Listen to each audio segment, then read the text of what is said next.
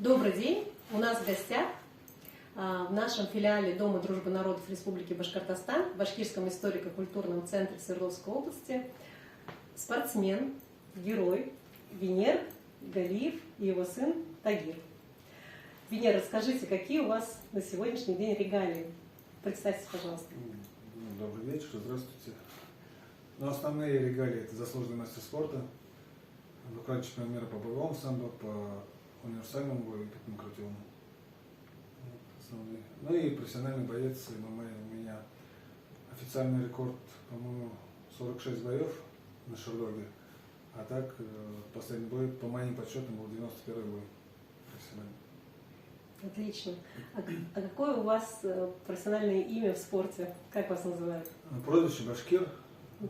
Ну, когда только начинал выступать, еще в Омске дрался, видимо, зрителям сложно было запомнить мое имя, я не знаю, почему Венер.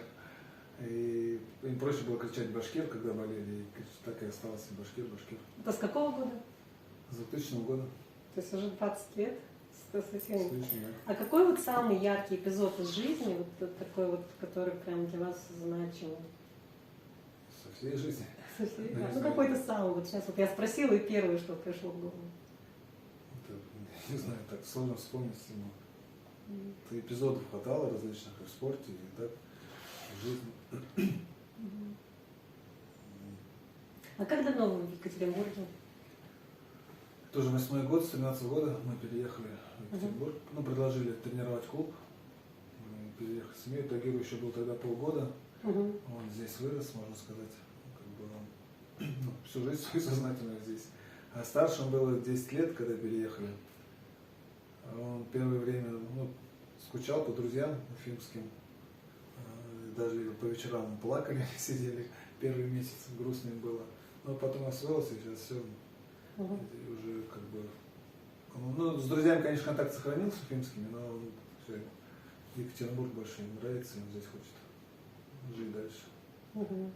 Как бы вопросы иногда возникают у нас о возвращении в Уфу. Старший говорит: вы едете, я здесь остаюсь. Здесь ему все нравится.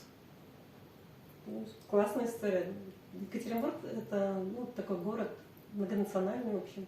Мне кажется, и Уфа тоже очень многонациональный. Да, у нас вся Россия многонациональная, поэтому... А как вот удается сохранять именно свое какое-то национальное самосознание, как вы поддерживаете? Ну, сознание мне тоже несложно поддерживать. Я вырос в Башкирии, и детство все в деревнях проводил, и поэтому с грустью вспоминаешь, как...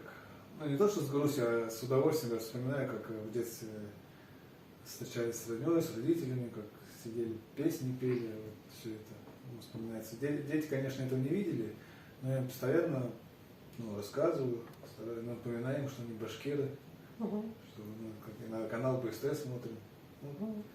Тем более за Салават Юлаев он болеет, и сын Тагир. И поэтому время это быстрый канал смотрят, хотя бы рекламу или какие-то новости проскальзывают, что-то. А какие-то башкирские места, может быть, вы знаете в Екатеринбурге, то есть вот куда вы ходите, знаете, что это место связано с Башкирией, это ассоциации такие? А есть такие места? Есть. Я не знал, что это. Ну вот Шахташ, например, это башкирское слово, да, то есть Ухтус. Мы были и на Шахташе, и на Ухтусе, но я понимаю, что это наше название. Тагир, а какое у тебя башкирское блюдо любимое? Чак-чак. Да? А кто тебе готовит чак-чак?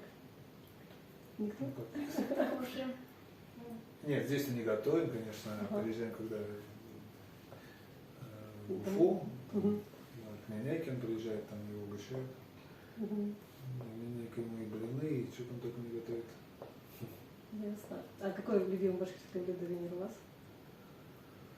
Много таких, прям опять сложно выделить, все же вкусное. И если сладкого, то тот же чак-чак, баурсак, тоже крупно, не знаю. Мама готовит манты. Так, как делает мама моя, это самые вкусные манты, которые я пробовал. Другие пробую, что узбекская кухня мне то не нравится. Ну и бешбармак, наверное. С удовольствием ем, бульончик. Шурпу тоже самое. Много блюд башкирских вкусных. Да, точно. как, ну вот у вас два сына, да? То есть как вот удается вот их воспитывать, какие традиции придерживаетесь воспитания, что делаете? Да. Традиционные семейные традиции, наверное. Специально что-то ничего не делал. Стараюсь быть построже. К спорту приучаю обоих, и Тагира, и Тимура. Тимур у меня занимался, и хоккеем занимался, и самбо занимался. На чемпионате Екатеринбурга 4 место занимал.